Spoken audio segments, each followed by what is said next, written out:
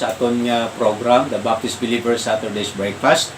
Kag of course dalayawon gid ang Ginoo sa paghatag sa aton liwat sa opportunity nga liwat kita maka pahayag, maka-share sa pulong sang Ginoo sa aton tagsa-tagsa ka mga panimalay, kag tagsa-tagsa naton kabuhi sa aton mga abyan, kag sa aton mga kauturan sa iglesia.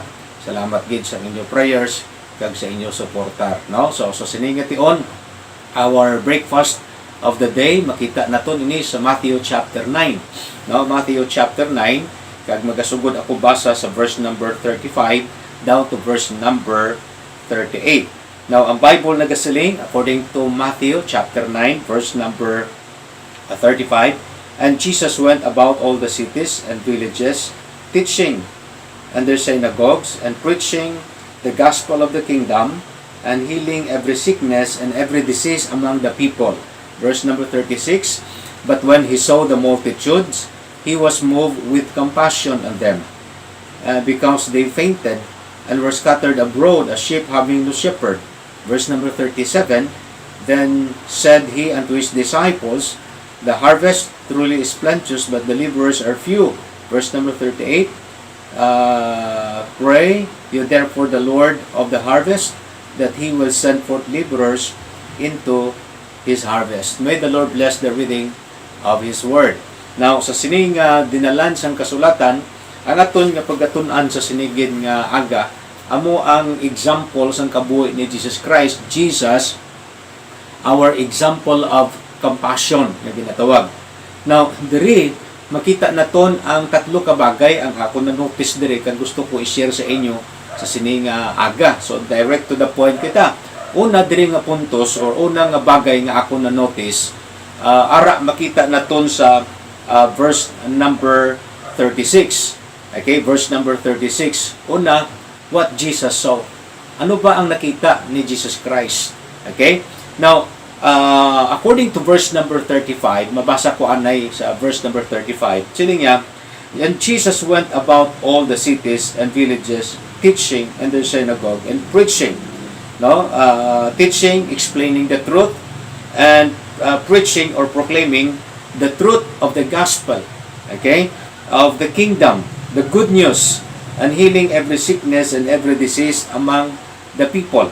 Now, of course, ang pinagid ka basic prioridad no ni Jesus Christ sa ngari sa saduta amo ang pagwali sa pulong sang Ginoo, no? Preaching the good news, preaching the gospel. Now mga kauturan, hindi lang actually enough nga nagaayo siya sa mga nagabalatian, no, sa sari-sari nga mga masakit. Actually iti okay naman tani, no, pero mas may dako pagid nga importante nga mas kinahanglanon sang tawo, hindi lang physical nga pangkinahanglanon kundi spiritual nga pangkinahanglanon. Kag balo kita nga muna ang pinaka importante nga pangkinahanglanon sa tao nga dapat gid masugata, no? Now, siling gani sa Bible, man shall not live by bread alone but by every word that proceeded out from the mouth of God. Now karon una diri nga makita naton kung ano ang discoveryhon ta, kung ano ang nakita ni Jesus Christ, what Jesus saw. That's number 1.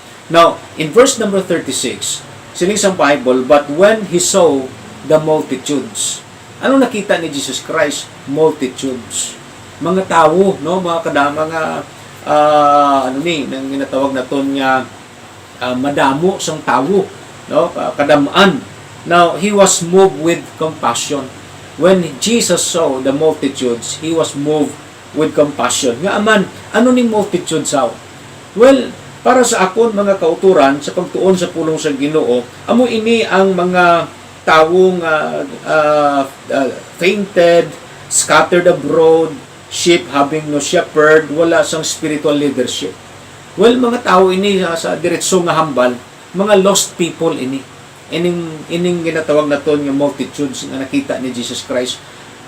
That's why he was moved with compassion. Nga aman, hindi bangod nga sa physical nga pagkinahanglanon lang, kundi much more pagid nga nakita sang Ginoo, no, nakita niya ang pangkinahanglanon spiritual. Nga ining mga tawo nagakinahanglan sang manluluwas. Ining mga tao nagakinahanglan sang ginatawag kaluwasan. Kaangay sa imo kag sa akon Okay? Nga kita makasasala, hambal sa Bible, Romans chapter 3, verse number 23, masabi na ito na nga sulit-sulit, nga ginahambal diri sa aton nga program para ma-realize sa kada isa sa nagapamati, especially sa mga tao nga wala pa nakakilala kay Lord Jesus Christ personal na pagkilala. That's why ginabalik-balik na ton agud ma-realize nila that they are sinners. According sa Romans 3:23, for all have sinned and come short of the glory of God. Kag bangod sa aton sala may bayad. Diba? Gintun-an nato na sa nagligad. Kag ang bayad amo ang ginatawag nga kamatayon. Ang kamatayon amo ini ang meaning sini separation. Pag separar sa aton kalag sa presensya sa Ginoo. Amo na ang penalty. Amo na ang bayad sa aton kasalanan. Pero ang Diyos nagbayad. Amo na nga siling sa Bible according to Romans chapter chapter 5. Again, hambal dira sa pulong sang Ginoo that God commended His love toward us while we were yet sinners, Christ died for us. So karon ginhambal diri sa balang nga kasulatan nga ini siling nga si Jesus Christ ang nakita niya ang multitudes, nakita niya ang mga lost people, mga tawo nga nagakinahanglan sang kaluwasan, mga tawo nga wala gid sang paglaom magluwas kay Jesus Christ. Okay? Mga tao ini nga apart from Jesus, why gid sila sang dangtan? Why gid sila sang masing naton balang ang ila destinasyon hindi panglangit kundi pakadto gid sa impierno, pakadto sa kalaglagan. So, mga kauturan, I hope nga kung ano ang nakita ni Jesus Christ diri, amo man ang nakita ta. Hindi nga kita nga mga believers mga tumuluo, dapat amo ni ang nakita ta sa sulod sa iglesia Dapat bisan diin man ta magkadto, ara man ta sa church, ara man kita sa aton nga puluyan, ara kita sa aton nga offices, ara wherever we are. I hope nga ara conscious kita nga sa palibot naton may mga kalag nga nagakinahanglan kay Lord Jesus Christ. May mga tawo nga nagakinahanglan sang kaluwasan. Kaangay man sa aton sang unang nga nagakinahanglan kita. Pero salamat sa Dios nga nakatalupangod kita kag nakaangkon kita sang kabuhi nga wala sang katapusan pagi sa aton pagbaton kay Jesus Christ as our Lord and personal Savior. Kag I hope nga amo man ini ang aton dapat concern. Sang nakita sang Ginoo, sang nakita ni Jesus Christ ini multitudes nga lost sila, no hope, no? He was moved with compassion. Grabe ang iyang sympathy, ang iyang pity and sympathy because they fainted and were scattered abroad having no shepherd. So, mga kauturan, ano bala ang ginahambal sa balaan nga kasulatan? Well, una, may ara nga ginatawag naton, may mga tao nga mga reliyoso, but they are lost. Mga religious but lost. Now, may example kita dira. Si Nicodemus. Ano pala si Nicodemus? He was a ruler of the Jews. Diba? Sa kareliyoso nga tao. Hindi lamang reliyoso, kundi may dako nga posesyon. Pero, ang hambal sa Bible, lost siya. Religious siya kaayo, pero why siya sang kaluwasan? Religious siya, but lost. Wala sa sang personal relationship with the Lord Jesus Christ. That's why in John chapter 3, siling sa balaan niya kasulatan, ang istorya dira, nga namangkot siya kay Jesus Christ kung paano maluwas, paano ma-born again. Diba? Paano maka-experience ang ginatawag na second birth. So, si Jesus Christ nagambal sa iya, ye must be born again. Ye cannot see the kingdom of God. Ang unang hambal sa Bible no? Sa conversation nila. So, actually, ang pag-interpret ni Nicodemus, hindi pa amo Diba? So, ang iyaya pang physical o sa kabalong ang ginagdila sang Diyos sa iya spiritual kay ang mas kinahanglan niya spiritual. That's why siling sang Ginoo sa iya sila ni Jesus Nicodemus, you are religyoso ka but you need to be born again. Okay? So madamo karon sa mga tawo nga dapat makita nato na nga ang ilang spiritual condition nga religyoso sila pero mga kauturan they are lost in the sight of the Lord because why sila sa personal relationship with the Lord Jesus Christ. not only religious but lost, but also we also consider ining mga rich. Like for example, ining the rich young ruler, di ba? Si Zacchaeus. Okay? So, isa man sa mga tao nga mga manggaranon. And there are people right now sa aton nga panahon karon nga mga manggaranon. But they are lost. Because hindi mo siganon kay damo ka sa propiedad, damo ka kwarta, okay ka na, okay ang standing mo sa tubangan sa Ginoo. No. Hindi.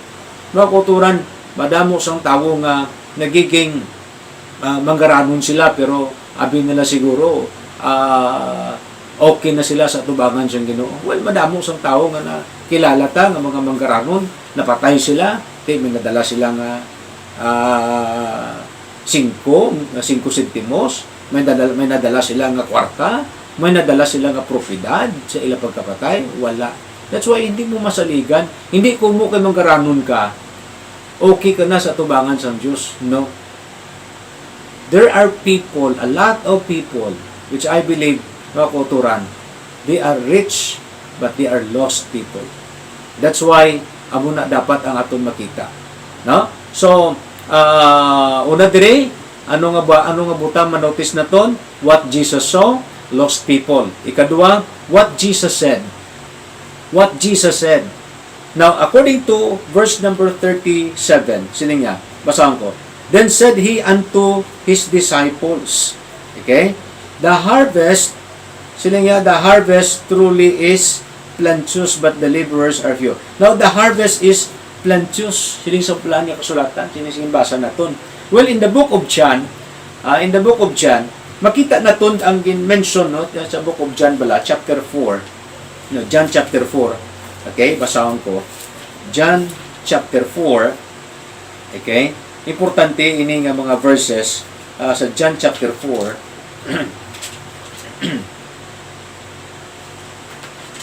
John chapter 4. Okay.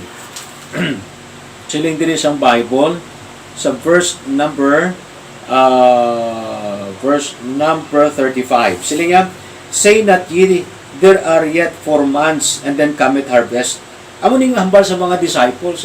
Siling ni Jesus Christ sa ila, hindi ka mo maghambal, hindi ka mo magsiling nga 4 months pa kang mag-abot ang harvest. Okay? The harvest actually, ang punto sa Ginoo diri sa paghambal is the harvest is now. Subong ang harvest. Hindi pa ulat tunta ang 4 months. Behold, I say unto you, lift up your eyes and look on the fields. This is simply means that we don't have to go very far to see the need, for they are white already to harvest. So, pag tanawon ta, mga kauturan, ang Ginoo naghambal diri sa iyang pulong nga subong na ya ang adlaw, subong na ya ang tinion sang harvest. Okay? Kag ini nga harvest, siling sa blaan niya kasulatan sa aton text, balikan tato kay na. Siling nga, he said unto his disciples, the harvest truly is plenteous. Now, what Jesus said, lots of harvest. Kay na to ya, what Jesus saw, lost people. And secondly, what Jesus said, lots of harvest. Iti kadamo sa nga larbison. Amo nang siling nga, madamo sang alanihon. Mga Kristiyanon, amo ini ang problema naton. Amo ning rason kung nga bisan diri sa atong church may mga missions conference kita nga ginahimo. It is because to challenge every members and to challenge every churches that there's a lot of harvest. Okay? Purti kadamo sa nga larbison. Kaya nga aman, for example, basi may neighbor ka nga unsaved. May pamilya ka nga unsaved. Member sa imo family, tatay mo, nanay mo, utod mo, no, pakaisa mo, mga paryente mo, relatives mo, basi hindi pa saved. May mga classmate ka nga mga unsaved. May mga ka-office mate ka nga mga unsaved. May mga kilala ka nga mga unsaved. Sila ang dapat naton ma-harvest sa sininga panahon. Hindi sila ma-save kung wala sing may maghambal sa ila sa matuod nga mensahe sang kaluwasan. Di ba ginambal ina sang Romans chapter 10, sila po sa Pablo. Kanya, how then shall they call on him in whom they have not believed? And how shall they believe in him of whom they have not heard? And how shall they hear without a preacher? And how shall they preach except they be sent? As it is written, how beautiful are the feet of them that preach the gospel of peace and bring glad tidings of good things. You see? So, mga kuturan, grabe karon sa palibot naton, madamo sa mga panimalay, madamo sa kabataan, no? Sa aton dara nga mga especially sa mga gina-challenge naton, kag gina-encourage naton, especially aton mga young people naton nga makatudlo sila sa mga extension classes, no? Don't you know nga ini mga kabataan nagakinahanglan man sang kaluwasan. Ini sila nga mga kabataan, mga part ini sila sa aton sa ministry, no? Inang halarbison mo na sila, no? Mga alanyon mo na sila. Di kadamo lang gid sa aton sa aton palibot. Madamo sa mga kilala naton really nagakinahanglan sang kaluwasan. Di kung kaysa mo na gani pala nga amo na challenge tagid permi bisan diri sa church din na challenge tagid ang mga kuturan hindi na sagi bisyo-bisyo, hindi na sagi backslide, hindi na sagi ka kung ano-ano pa da nga mga bagay nga squiron mo pa. Madamo sang kalag nagakinahanglan sa Ginoo. Amo na kun nga kung nga ang nagaabot og isang problema sa sulod simbahan, bangod nga ang aton bi focus ara na lang sa sulod mo. Ang aton bi nga attention ara sa sulod. Ang aton bi nakita ara lang sa sulod. Why not abing pagwaunta ang aton attention, pagwaunta ang aton nga panulok abi, tan-aw ta to sagwa, tan-aw ta to may mga kalag kinahanglan sa Ginoo nga kinahanglan kaluwasan. Well, siguro kanami sa simbahan ko na muna ang kada membro ang ginatulok kalag, ang kada membro ang ginatanaw ang mga harvest, di ba? No, ang mga halarbison, ang mga alanghon, yung mga kalag kinahanglan nga nagakalamatay lang kadto sa impierno. Bangod wala si may nagsugid sa ila. Wala si may nag-share sa ila, wala si may nanuktok sa ila panimalay. Di pabayaan ta lang na ang iban nga nagalakat sa dalan kag manuktok dira sa ila panimalay kag maga-introduce sa ila sa sala nga mensahe sa kaluwasan. Pabayaan ta lang bala na. Hindi.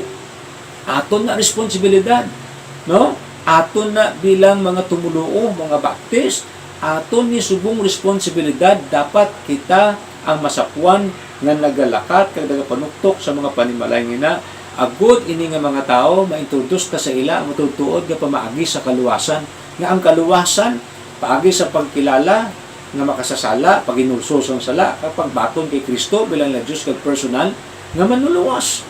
Amo na ang mensahe sa Dios sa kaluwasan. Amo na ang pamaagi sa Dios sa kaluwasan, wala naman iban. Diba? So, anong nakita sa Ginoo? Una, lost soul. Anong ginhambalya? Lots of harvest. Okay? Damo alarbison. Muna nga hindi ka nasagi bisyo-bisyo.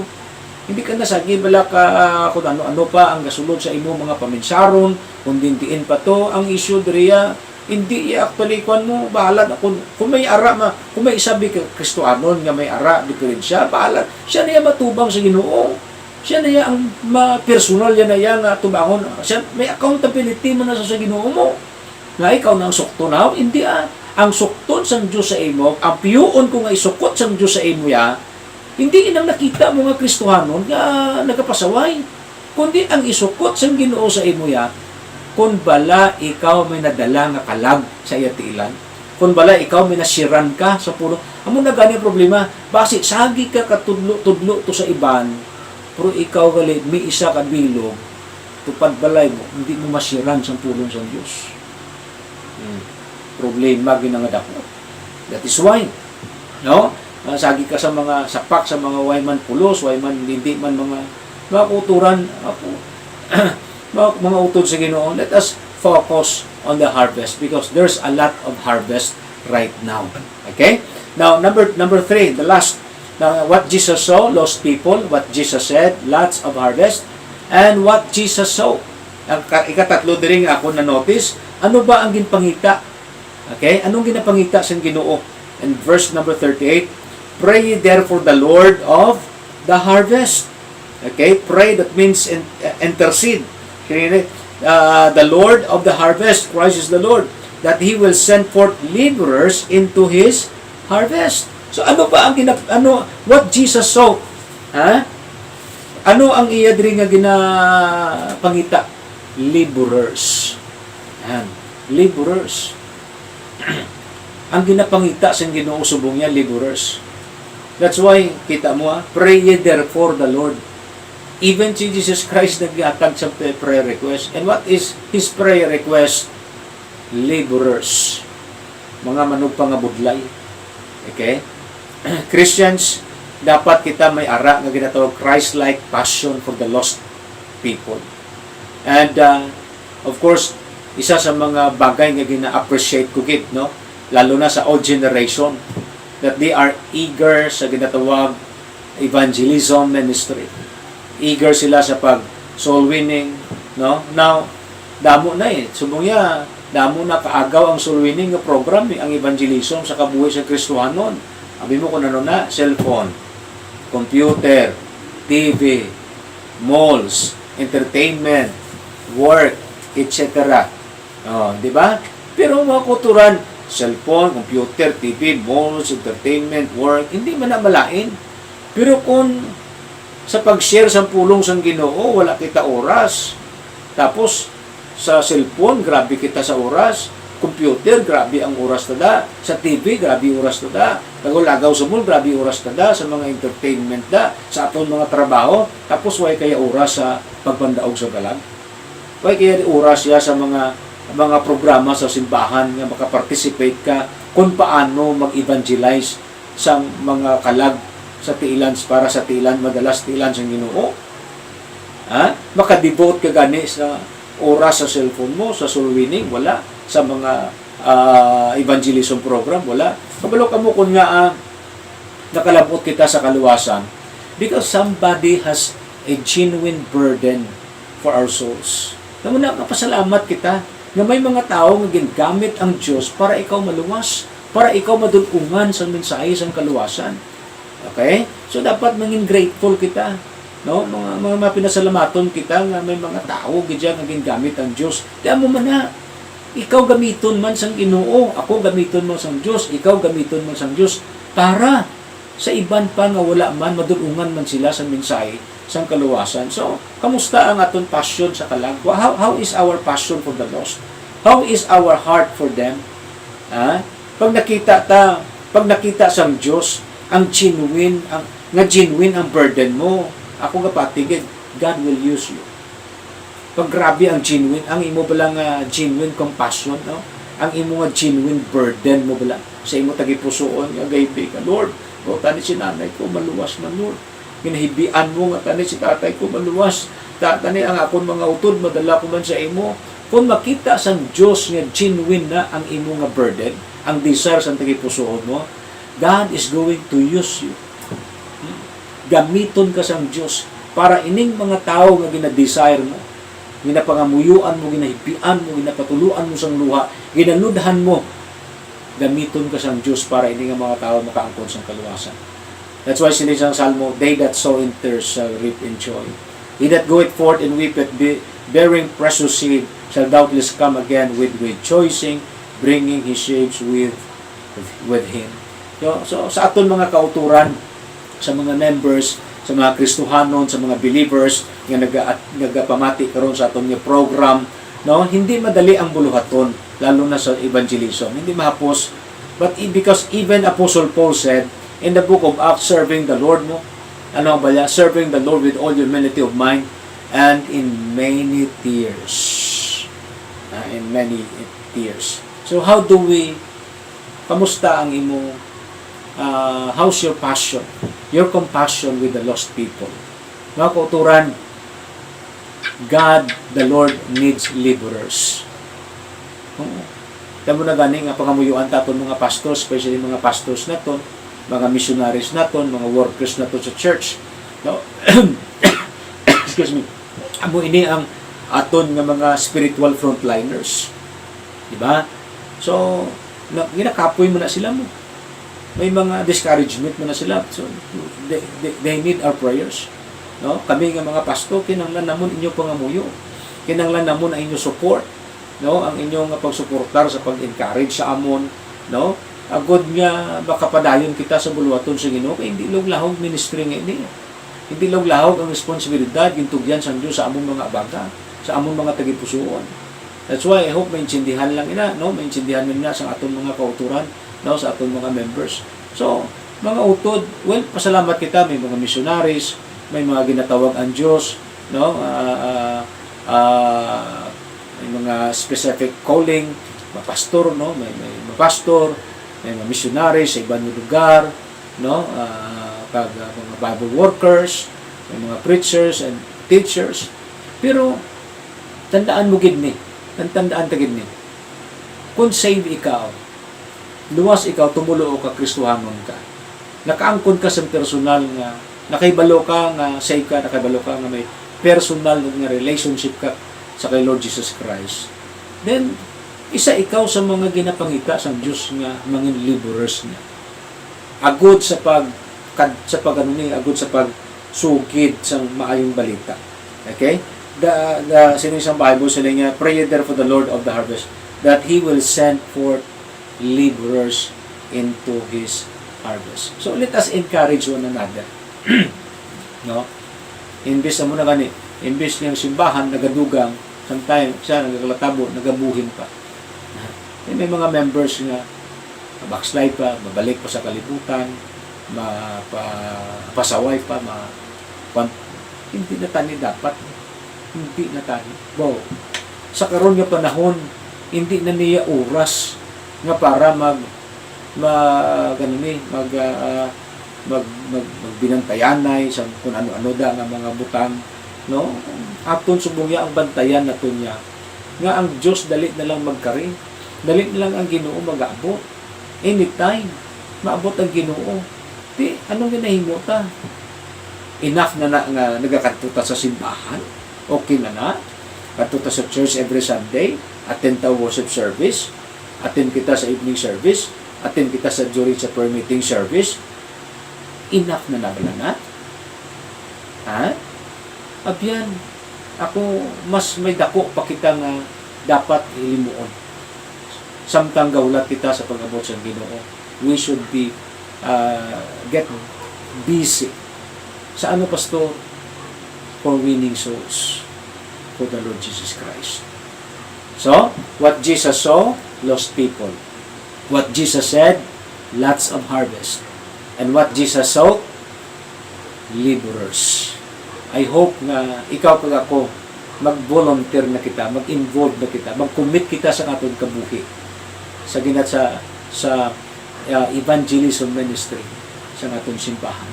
Because what we need today is souls. Kalagit. Madamo sang tao kakinanglan pagit. Madamo sang tao kakinanglan sang kaluwasan. So I hope nga mabugtaw ikaw. Wake up. Wake up, believers. Kristohanon, bugtaw. Bugtaw na. Ang imo responsibilidad kuti kadako. Amo ang pagsugid sa pulong sang Ginoo nangod sa kaluwasan sa iban ni mga tao nga wala pa nakakilala sa iyo.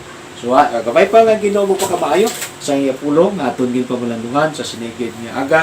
Gabay pa nga ang Ginoo mag-bless sa dason naman nga tinion kita kitanay. Salamat sa tagsa-tagsa and may the Lord bless us all. To God be the glory.